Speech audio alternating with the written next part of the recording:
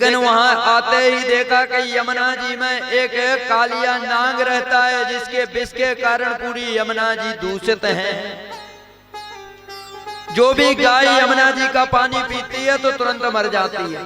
यमुना जी के ऊपर से अगर कोई पक्षी उड़ जाता है तो उसके प्राण पखेरु निकल जाते हैं, वहीं पे मर जाती है। कन्हैया ने एक दिन समय निकालकर यमुना जी में छलांग लगा दी, और यमुना जी में छलांग लगाई तो सीधे कालिया नाग के यहाँ पहुंच गए। कालिया नाग की पत्नियों ने कन्हैया के दर्शन किए तो कालिया नाग की पत्नियां ही भगवान पे मोहित हो गई। लाला, इतना सुंदर छोरा मैंने आज तक ना देखो रे, चले जाओ यहाँ से, निकल जाओ। अगर हमारे स्वामी ने देख लिया तो यहीं पर तुम्हारा वध कर देंगे, मार देंगे, चले जाओ लाला।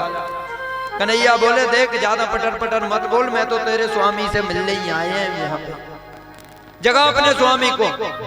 और इतने जोर से कन्हैया ने बोला कि इसके स्वामी जग गए। और जैसे कालिया नाग ने प्रभु का दर्शन किया तो कालिया नाग स्वयं मोहित हो गया प्रभु पे।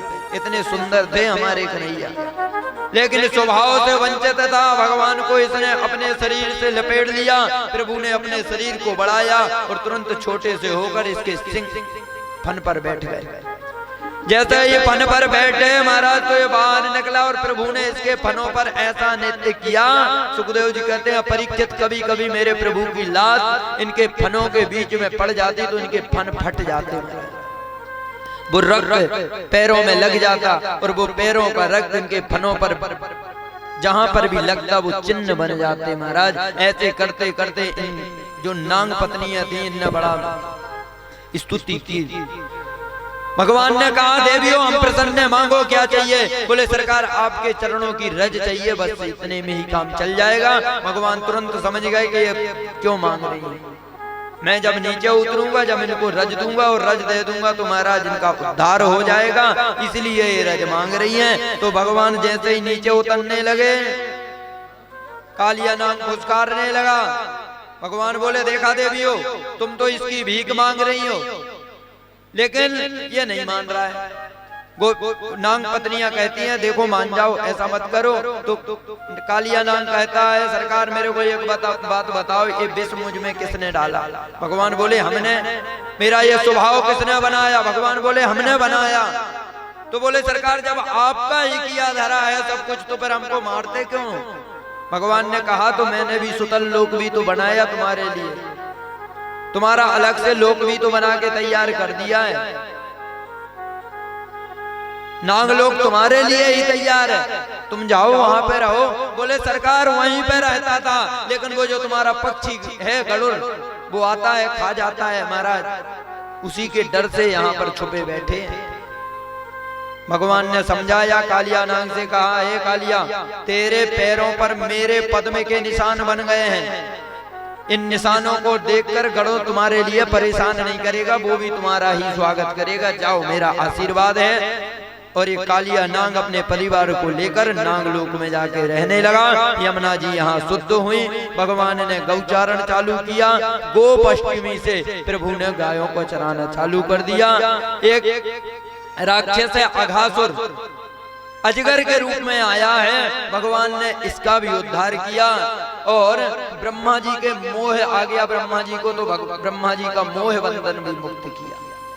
एक दिन ब्रह्मा जी ने देखा, ये कैसा भगवान है, ये झूठा मीठा खट्टा अट्टा बासा तिबासा सब खा लेता है, ये तो ठीक नहीं है, क्या करना चाहिए। तो ब्रह्मा जी ने भगवान के जितने भी बछड़ा थे सबके सब हरण कर लिए। और भगवान गए बछड़ा देखने तो यहाँ से बाल गोपालों को हरण कर लिया। भगवान तुरंत समझ गए कि ब्रह्मा जी ने किया है। तो भगवान ने अपने ही शरीर से जितने गाय बछड़ा थे और जितने ग्वाल वाल थे सबके सब अपने शरीर से प्रकट कर लिया और दूसरी सृष्टि बना के तैयार कर दी। 1 साल तक चला। 1 साल के बाद में आके ब्रह्मा जी ने भगवान का ध्यान किया, बड़ी सुंदर स्तुति की।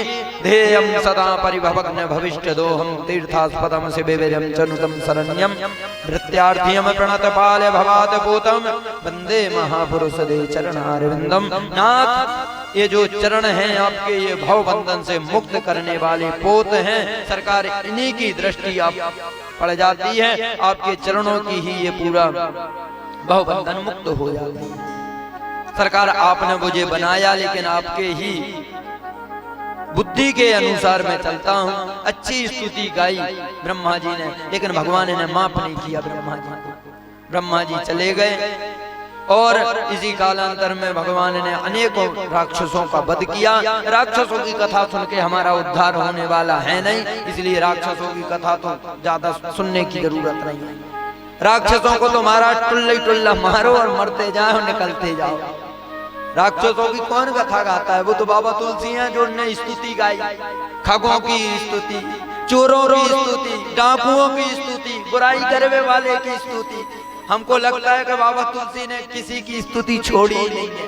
सबसे अंत में किसकी स्तुति? भगवान की स्तुति, जो उनकी सबसे पहले होनी थी, उनकी स्तुति बाद में गाई, और खगों की, चोरों की, लुटेरों की वंदना पहले गा दी।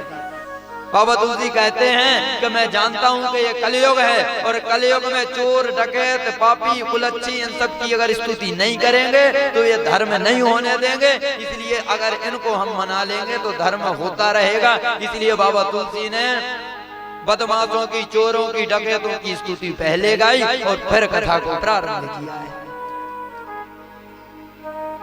इसलिए राक्षसों की वंदना, राक्षसों की कथा सुन के हमारा उद्धार होने वाला है नहीं है। राक्षसों को तो सीधा जब मौका मिले महाराज जब ही टुल्लियाई मार दो और मारते हुए चलते चलते। बोलो राधे राधे।